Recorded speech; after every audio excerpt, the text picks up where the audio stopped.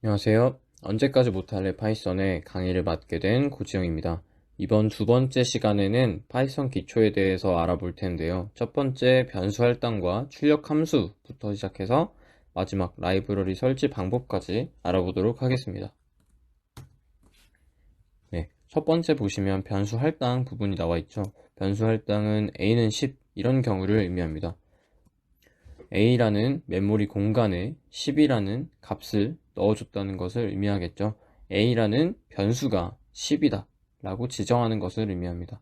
이렇게 하나씩만 입력을 해줄 수도 있지만 여러 개의 변수를 한 번에 입력하고자 할 때는 이런 식으로 코드를 구성해 주시면 됩니다. 콤마로 이어서, 그리고 콤마로 이어서 여러 개의 값을 각각 하나씩 할당된 결과를 보면 A의 1, B의 2, C의 3, D의 4가 할당된 것을 확인할 수 있죠.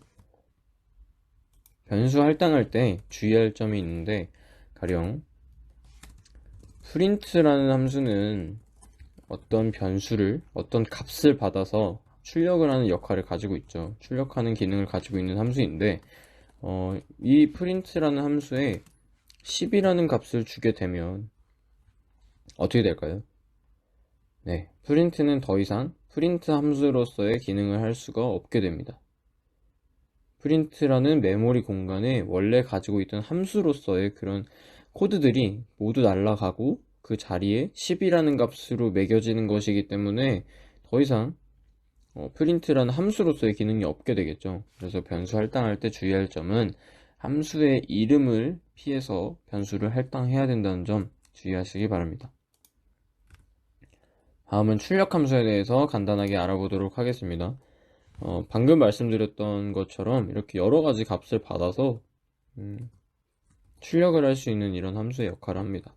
사실 여러 개의 다른 인자들도 있고, 여기에 보면은 다른 인자들도 많이 받을 수 있고 다른 역할들도 할 수 있지만, 일단 이 정도 단순한 기능들만 알아두고 나중에 필요하다면 언급하도록 하겠습니다. 두 번째는 자료형입니다. 자료형이라는 것은 파이썬에서 활용하는 모든 데이터의 형태를 의미하고요. 어, 오늘 다루게 될 것은 파이썬에서 기본적으로 제공하는 그런 기본 내장 자료형에 대해서 배워보도록 하겠습니다. 첫 번째는 숫자 자료형입니다. 정수와 실수가 있죠. 참고로 이렇게 타입 함수 같은 경우에는 어떤 값을 받아서 이 값이 어떤 자료형을 나타내는지 반환해주는 그런 함수입니다. 그래서 이렇게 정수형 자료형을 집어넣어 줬을 때는 인티저, 정수가 반환됐음을 확인할 수 있고, 실수를 집어넣었을 때는 타입이 float, 실수임을 확인할 수 있습니다. 그리고 정수와 실수 모두 숫자이기 때문에 사칙 연산이 가능한데요. 더하기, 빼기, 나누기, 곱하기 모두 가능합니다. 그리고 세 가지 특별한 연산이 가능한데, 이렇게 나누기가 두 개로 되어 있는, 슬래시가 두 개가 있는 경우에는 19를 2로 나눈 몫을 반환하고요. 퍼센트의 연산자는 20을 3으로 나눈 나머지를 반환합니다. 그리고 10.1을 이렇게 곱하기 연산자 두 개가 연결되어 있는 형태는 10.1을 11만큼 거듭 제곱하라 라는 의미를 나타냅니다. 그래서 이렇게 커다란 수가 나왔음을 확인할 수 있죠. 다음은 문자열 자료형입니다. 문자열 자료형은 이렇게 따옴표로 묶어져 있는, 그리고 안에는 문자로 구성되어 있는 자료형을 의미하는데요. 역시나 타입을 확인해 보면 스트링의 약자인 str이 반환됨을 확인할 수 있습니다. 그리고 이렇게 작은 따옴표로 연결해도 상관없지만 큰 따옴표로 연결해 주셔도 상관없습니다. 그리고 문자열 같은 경우에는 덧셈 연산을 제공을 하는데 이게 되게 편리한 기능이거든요. 이렇게 hi라는 문자열과 hello라는 문자열이 덧셈으로 연결이 되면 하나의 문자열로 연결이 되면서 이렇게 합쳐졌음을 확인할 수 있죠. 이 덧셈 연산이 굉장히 편리하게 쓰여집니다.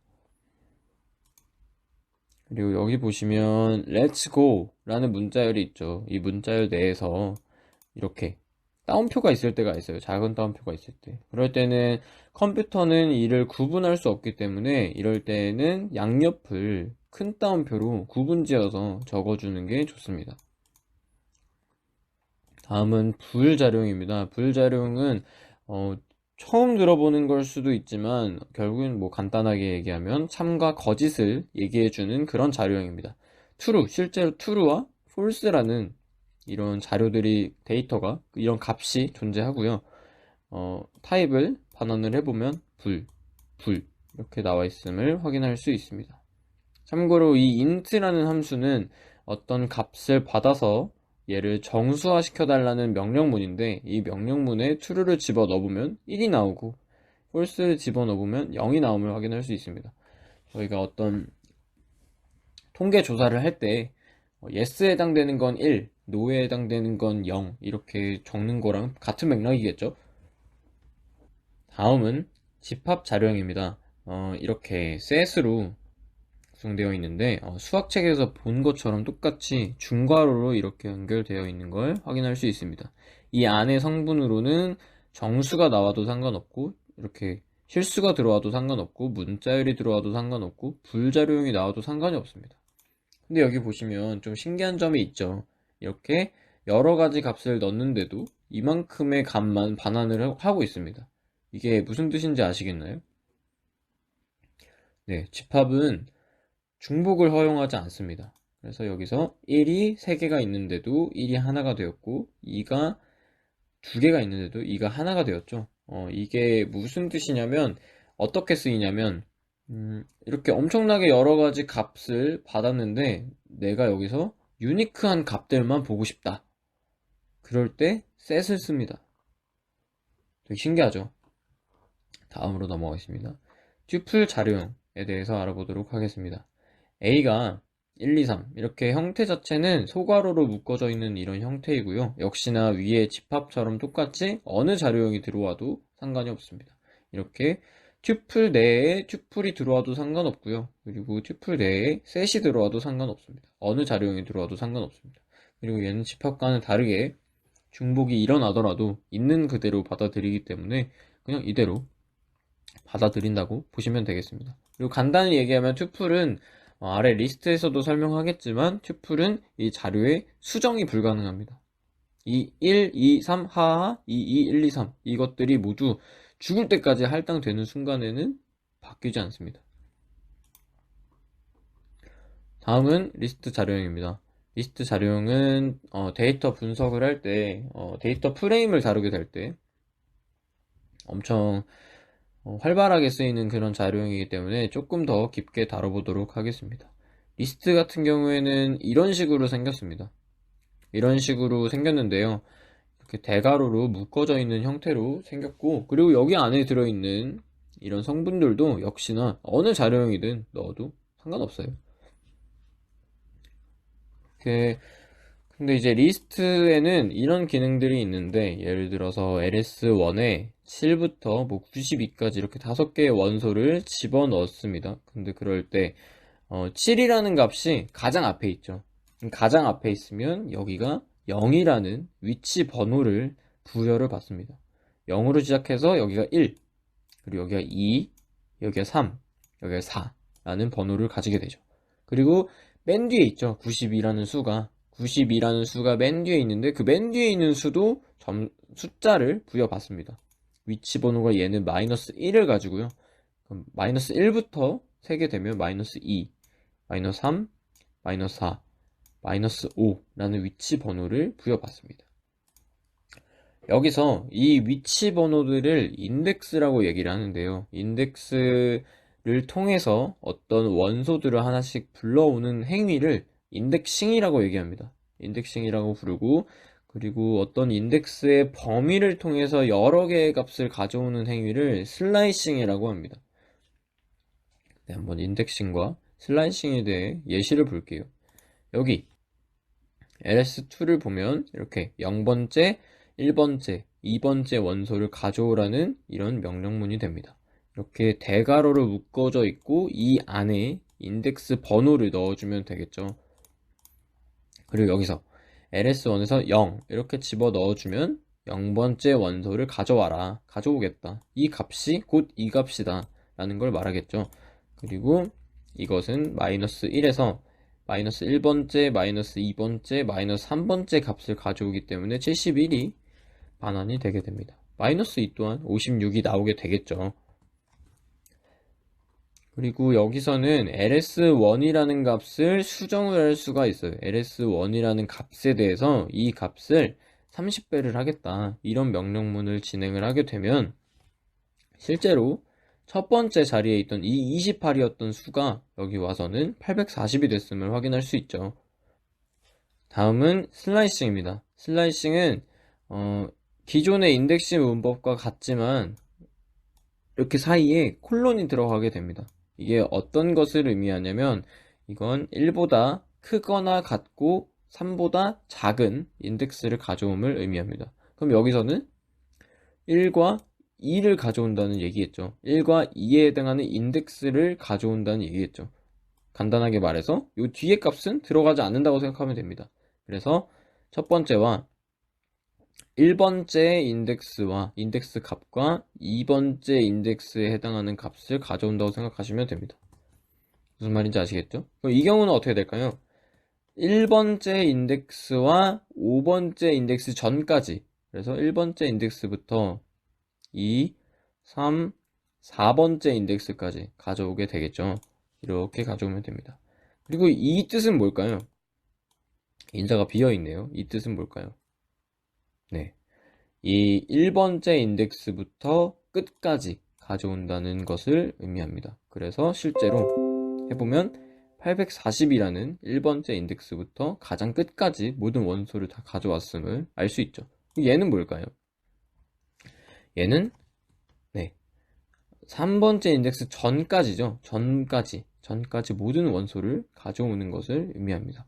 3번째 인덱스 전까지, 71까지 처음 원소부터 끝까지 가져옴을 알 수 있습니다. 그리고 이렇게 수정을 할 수도 있는데요. 1부터 3까지가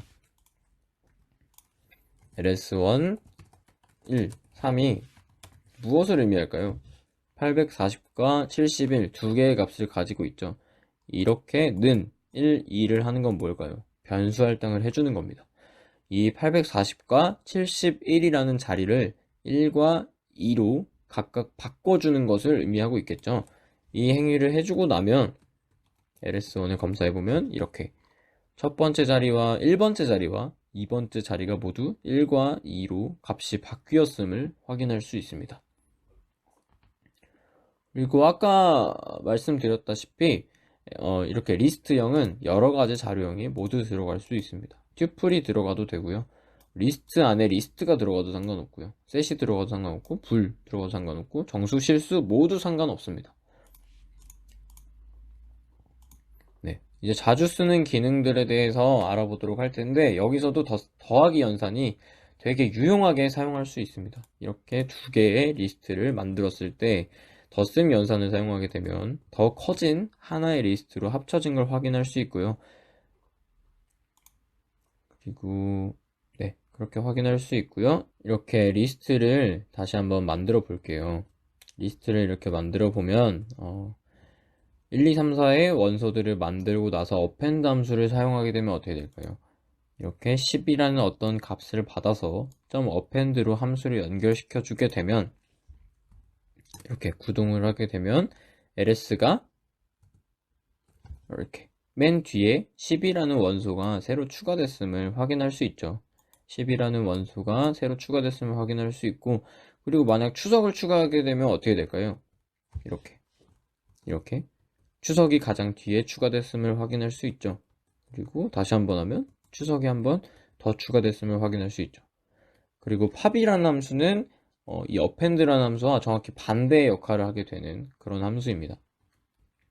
이런 식으로 연결지어서 활용하면 되고, 팝은 어떠한 인자도 받지 않습니다. 이럴 때 팝 함수를 구동을 시켜주면 가장 맨 뒤에 있던 추석이 하나 사라졌음을 확인할 수 있죠. 그리고 한 번 더 구동하면 추석이 한 번 더 사라지고, 한 번 더 구동하면 10이 사라졌죠. 이런 식으로 된 걸 확인할 수 있고요. remove라는 함수는 어떤 특정 값을 지우고자 하는 원하는 값을 지울 수 있는 그런 함수입니다. 팝이랑은 좀 다르죠. 만약에 저희가 이 1, 2, 3, 4라는 원소 내에서 4라는 값을 삭제하고 싶다면, 이 4라는 값을 삭제하고 싶다면 4를 여기에 입력을 해주면 1, 2, 3이 사라졌어. 1, 2, 3이 반환됐음을 확인할 수 있죠. 이건 주의하실 점은 여기에 들어가는 인자는 인덱스 번호가 아니라는 것입니다. 그냥 값을 넣으셔야 돼요. 예를 들어 여기 2를 넣게 되면 2번 인덱스에 해당되는 3이 사라지는 것이 아니라 숫자 2가 사라지게 되는 겁니다. 구동시켜보면 이런 결과가 나오게 되겠죠. 다음으로 인덱싱이 되는 자료형들을 좀 더 알아볼까 해요. 되게 유용한 기능이라서 이제 특이하게도 문자열이 인덱싱이 가능합니다.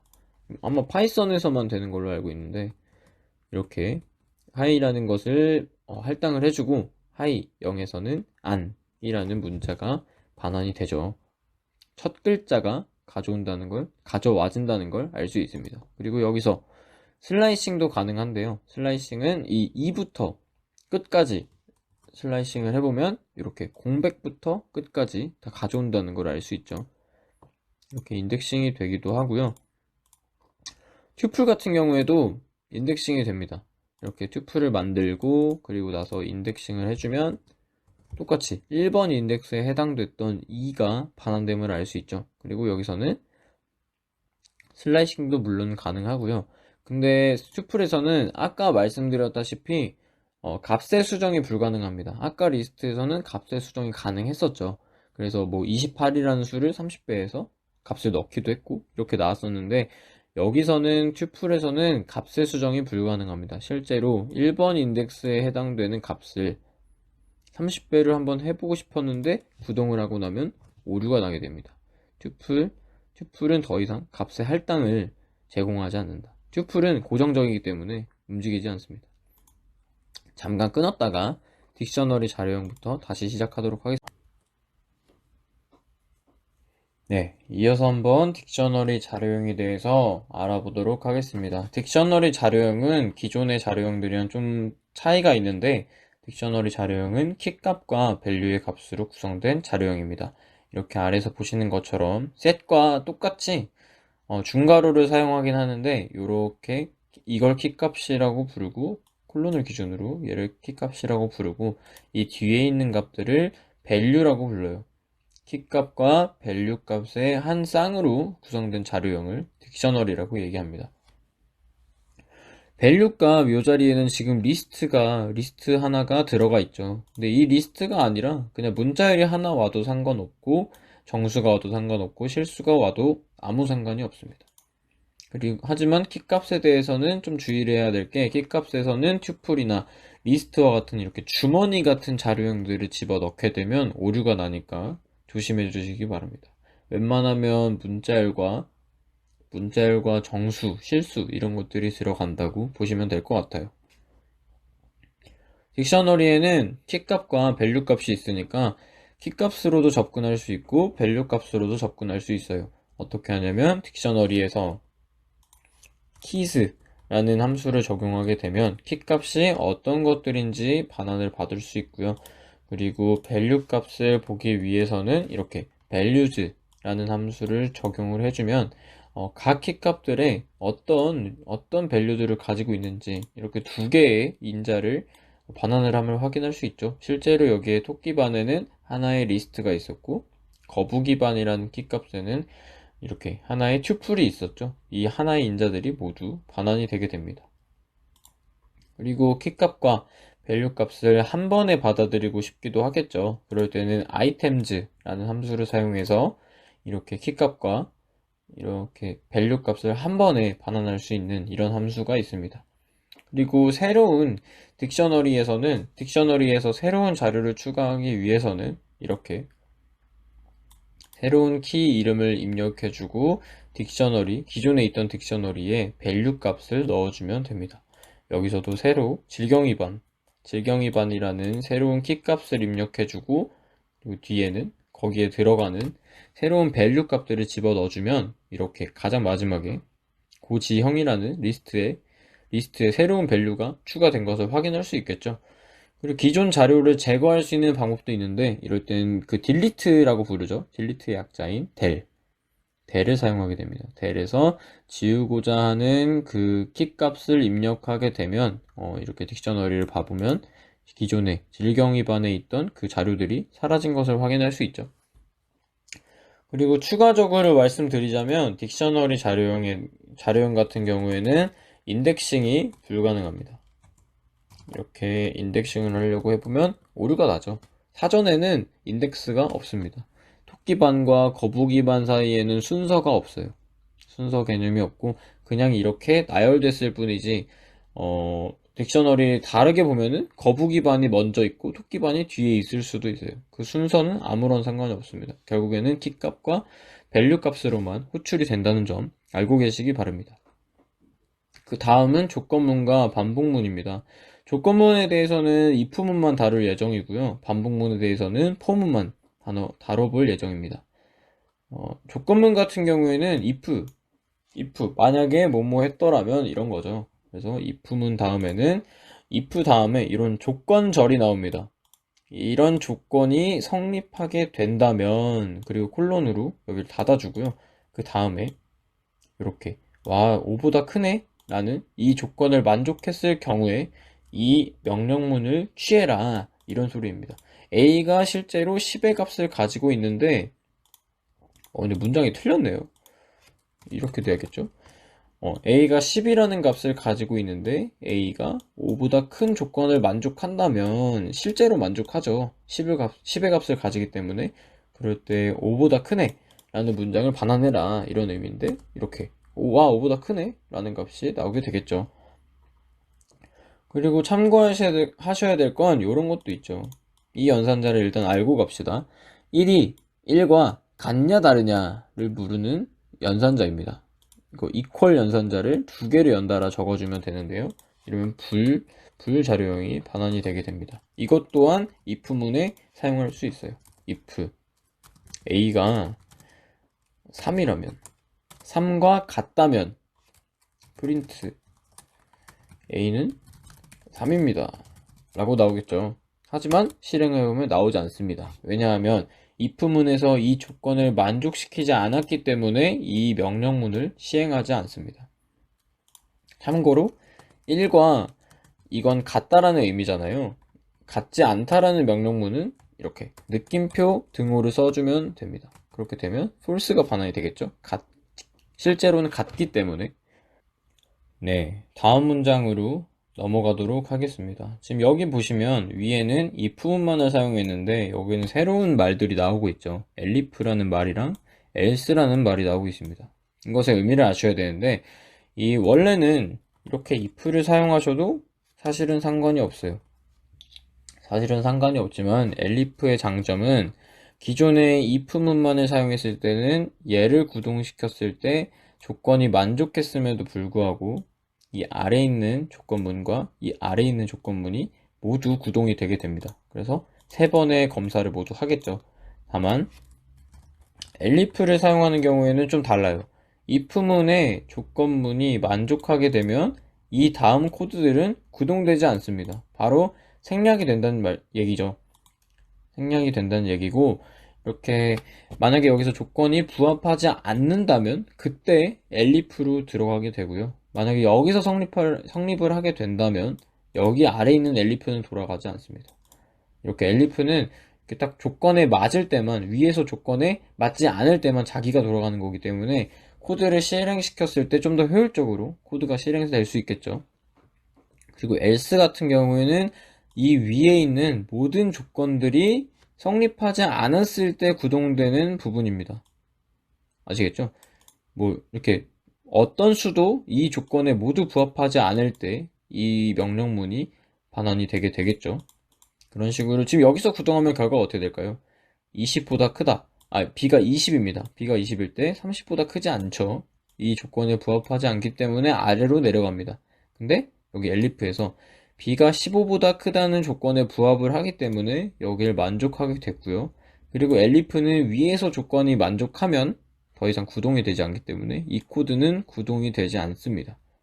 그리고 당연히 이 셋 중에 코드가 구동된 것이 발생했기 때문에 조건을 만족한 게 발생했기 때문에 else문은 구동되지 않습니다. 그래서 결과는 b는 15보다 큽니다 라는 결과만 나오게 됩니다. 다음은 반복문입니다. 반복문은 포문을 다루게 될 거고요. 포문 같은 경우에는 이런 식으로 코드 구성이 되어 있다고 보시면 되겠습니다. 제가 리스트를 이렇게 10, 20, 30, 40, 50, 60으로 구성을 했죠. 그러면은 이 포문 내에서는 이 in, for, j, in, ls 이런 문장이 있죠. 이런 문장에서 뭐냐면 ls라는 리스트 내에 있는 이 원소들 하나하나에 j라는 변수가 접근을 하게 되는 겁니다. 그러면은 한 번의 반복이 일어날 때마다 j가 앞에 원소부터 하나씩 j가 갱신이 되게 됩니다. 그래서 이 코드를 구동을 시켜보면 이렇게 10, 20, 30, 40, 50, 60이 됐죠. 저는 프린트 j를 해서 j를 계속 출력을 했는데 j가 계속 리스트 안에서 하나씩 갱신이 되어 보면서 계속 반복이 일어나는 이런 문장입니다. 이런 문장이 일어난다고 보면 되고, j 값을 실제로 보면 마지막에는 이렇게 60이라는 값이 됐음을 확인할 수 있죠. 두 번째로는 이 레인지를 사용할 수 있어요. 레인지라는 건 이 범위를 의미하는데 i라는 애가 0부터 10 전까지 0부터 10 전까지 루프를 돌려야 한다는 걸 의미해요. 이렇게 10번의 시행을 돌리게 되겠죠. 그러면서 i는 0이라는 애부터 9라는 애까지 이렇게 갱신이 되면서 루프가 돌아가게 됩니다. 그래서 i라는 애를 출력을 해보면 이렇게 0부터 9까지 하나하나씩 계속 하나하나의 값씩 접근을 한다는 걸 확인할 수 있겠죠. 레인지를 좀 더 디테일하게 정해줄 수도 있습니다. i 값이 3부터 10 전까지 3부터 9까지 계속 하나의 원소씩 접근을 하겠다, 이런 의미가 되겠죠. 그래서 i 값을 출력을 해보면 이렇게 3부터 9까지 출력이 됐음을 확인할 수 있습니다. 그리고 이 다음 같은 경우에는 이 i 값 자체를 통해서 리스트를 만드는 것을 한번 구현을 해본 건데요. 폼은 똑같이 10이라는 레인지에서 0부터 9까지 i라는 원소가 접근을 합니다. 그렇게 돼서 리스트에 이 i라는 값을 어펜드 해볼 수도 있겠죠. 이 어펜드한 결과는 0부터 9까지 성분들이 모두 반환된 이런 형태가 나오게 되겠죠. 그리고 이 다음은 이 i라는 값에만 귀속되지 않고 그냥 반복을 한다는 형식적인 의미로만 i 값을 바라본다면 그냥 이렇게 특정 값을 10이라는 값을 넣어줘도 상관없겠죠. 그냥 10이라는 값을 넣어주는 행위를 10번 반복하겠다, 이런 의미로만 받아들여도 상관없습니다. 그럼 ls는 이렇게 10이라는 값이 10번 넣어진 이런 형태가 되겠죠. 그리고 이 다음은 이 i라는 값이 그 리스트 안에 포문이 들어가 있죠. 이 소리는 이것과 아예 같습니다. 어떤 비어있는 리스트 안에 이렇게 어펜드를 해 넣어갔죠. 이것과 같은 의미로 얘도 i라는 애가 이 리스트 안에 들어가게 될 텐데, i라는 애는 0부터 10까지의 0부터 9까지의 레인지로 반복문을 돌릴 거야. 그래서 이 반복문의 결과를 보면 똑같이 0부터 9까지의 리스트가 반환이 되게 됩니다. 또 이렇게 i라는 애 자체에 이 포문 앞에 일반항을 만들어줘서 이렇게 일정한 규칙성을 가지는 그런 원소들을 다 넣어줄 수도 있어요.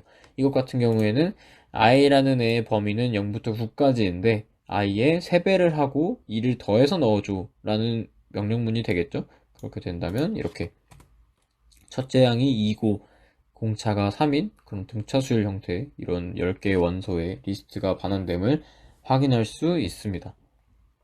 다음은 라이브러리 설치에 대해서 알아볼게요. 불러오는 것에 대해서도 알아보고요.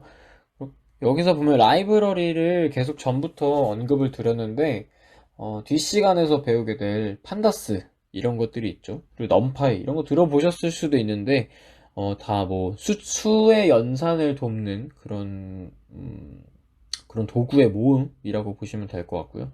그리고 판다스 같은 경우에는 주로 데이터 프레임을 다루게 되는 그런 도구 모음이라고 보면 되고, 네, 이런 많은 그 제작자분들이 만들어 놓은 이런 실용적인 도구들의 모음을 해둔 것을 라이브러리라고 이해하시면 좋을 것 같아요. 그래서 라이브러리 설치하는 법을 한번 알아보도록 하겠습니다. 가장 간단한 방법은 이겁니다. 보시면 여기 플러스 버튼을 눌러서 여기 터미널이 보이죠? 이 터미널에 들어가면 실제로 이렇게 명령문이 나오게 됩니다. 이게 사실 터미널 창인데, 터미널 창에서 pip install 판다스는 이미 설치되어 있습니다. 근데 아나콘다를 설치하는 순간 미리 설치가 되어 있는 그런 라이브러리예요. 하지만 이렇게 설치를 해보면 엔터를 누르시면 이렇게 뭐 already satisfied, 이미 설치되어 있다는 명령문이 나오긴 하지만, 이런 결과가 나오긴 하지만, 실제로 새로운 라이브러리를 설치할 때는 이런 식으로 경로를 접근해줘도 되고요. 그리고 예전에 다른 방법도 있어요. 다른 방법은 이렇게 프롬프트가 있었죠. 맨 처음에 아나콘다를 설치할 때 프롬프트로 접근을 하게 됩니다. 접근을 해서 똑같이 pip install pandas 이런 모듈 이름, 라이브러리 이름을 적어주게 되고 엔터키를 누르게 되면 이렇게 설치가 되게 됩니다. 실제로 만약에 판다스라는 라이브러리가 없었다면 이렇게 설치 과정이 주르륵 나오게 되겠죠. 이런 식으로 설치하면 되고요. 그리고 여기에 어떤 도구들을 사용하고 싶은데 이 컴퓨터는 이 도구들을 다운받았는지 안 받았는지 이 코드상으로는 확인할 바가 없겠죠. 이걸 라이브러리 설치된 걸 불러오는 방법이 바로 input라는 명령문입니다. input pandas 이렇게 불러오게 되면 이렇게 구동이 다 됐죠. 구동이 되고 나면 이제 판다스에 있는 도구 모음들을 이제 이 코드 안에서 사용할 수 있다, 이런 의미가 됩니다. 그래서 뭐 뒤에서 다루겠지만 pandas.data frame 이렇게 하고 이렇게 해주면은 이렇게 데이터 프레임 형태가 나온 것을 확인할 수 있죠. 만약에 이렇게 불러오지 않았다면 이런 명령문은 사용할 수가 없습니다. 아시겠죠? 이런 식으로 하면 될 것 같아요. 나중에 딥러닝 같은 것도 배우시게 된다면 텐서플로우나 케라스 같은 걸 설치하게 되실 텐데, 그런 거는 이제 설치를 하셔야 될 겁니다. 판다스나 넘파이 같은 경우에는 아나콘다에서 기본적으로 제공을 하지만 다른 모듈 같은 경우에는 실제로 깔아야 되기 때문에. 그리고 이번엔 기타 제 생각이 담긴 이런 부분들인데, 사실 저는 주변에 처음에, 지금은 이제 든든한 동료들이 많아서 같이 공부를 많이 하고 있지만, 전에 처음 시작했을 때는 제 주변에 연필을 만지는 사람들밖에 없었기 때문에 혼자 코드 공부하는 게 되게 힘들었습니다. 되게 서럽게 막 울면서 막 공부했거든요. 그렇게 공부했는데 추천해 드릴 만한 그런 서적이 있지 않을까 싶어서 이렇게 기타 창을 만들게 됐고요. 이건 진짜 만인의 교재죠. 점프 투 파이썬. 이 교재는 이렇게 여기 이 링크에 들어가셔서 그냥 여기에 공개를 하셨더라고요. 이 작가분께서 공개를 이미 하셨어서 이걸 보고서 공부하셔도 될 것 같고, 그리고 책으로는 이 책이 되게 좋은 것 같아요. 나오지 않네요.